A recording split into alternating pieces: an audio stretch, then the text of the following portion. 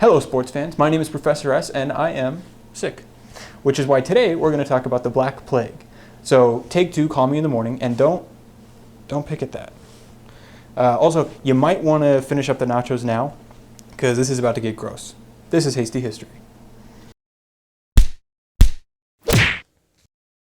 The Black Plague, or the Black Death, was a pandemic, but it really only lasted for about 7 years, 1346 to 1353. During that time, though, it killed millions and millions of people, and its effects were still being felt for decades afterward.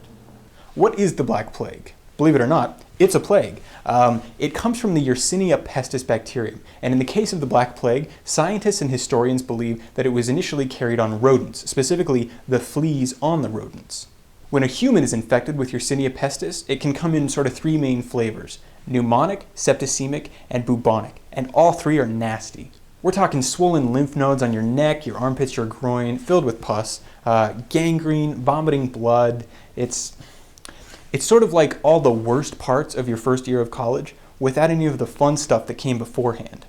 Historians believe that the earliest outbreak of the Black Plague probably occurred in Central Asia, likely in the early to mid-1300s. Now, we don't have a super accurate record of when and where, most likely because the people of that time and place had slightly bigger problems than writing stuff down in their diaries.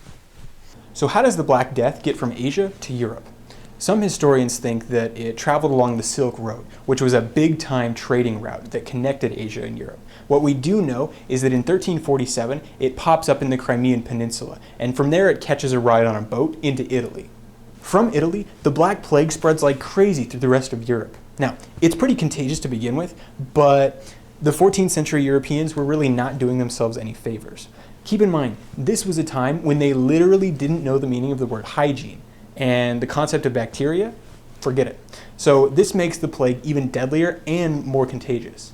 Historians estimate that at the end of the day, the Black Plague had wiped out more than 50% of the entire population of Europe. We don't have exact death toll numbers, but the guess is that it was somewhere between 75 million and 200 million people. And this is over a matter of years, not decades, not centuries, but years.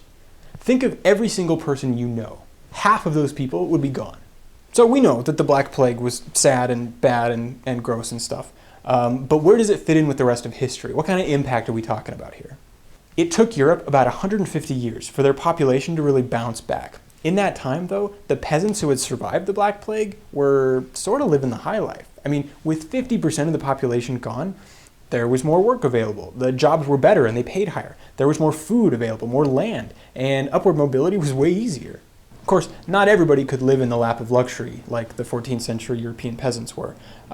See, back then, nobody understood why the plague had happened, so they were looking for somebody to blame. Some people blamed God, some people blamed other countries or witchcraft or each other. Unfortunately, a lot of people blamed the Jews. See, Jewish communities were often isolated, and they usually had better hygiene. This meant that the plague didn't affect them nearly as much. So when the Europeans see these Jewish people walking around totally fine, they start to get suspicious that maybe somehow the Jews had caused the plague. This actually led to some pretty widespread violence against Jewish communities and Jewish settlements. The Black Death also had a huge impact on medieval culture, everything from music to literature to architecture. See, the plague had gotten everybody really bummed. And so the art of the time reflected that morbidity, that pessimism. It was kind of like in the 7th grade, when you got dumped for the first time. And so you came back in 8th grade, and for the first half of the year, all you wore was black eyeliner and Marilyn Manson t-shirts. Eventually, of course, life finds a way. Europe repopulates and bounces back. Now, the plague does come back a couple of times, but it's never as serious as it was before. So Europe lives on to fight another day, and nothing bad ever happens there ever again. Except for the 100 Years' War, and the Spanish Inquisition, and Napoleon, and World War I, and World War II. But we don't have time to get into that, so cover your mouth when you cough, and stay hasty, my friends. When a human is infected with, Yersinia pestis, beforehand.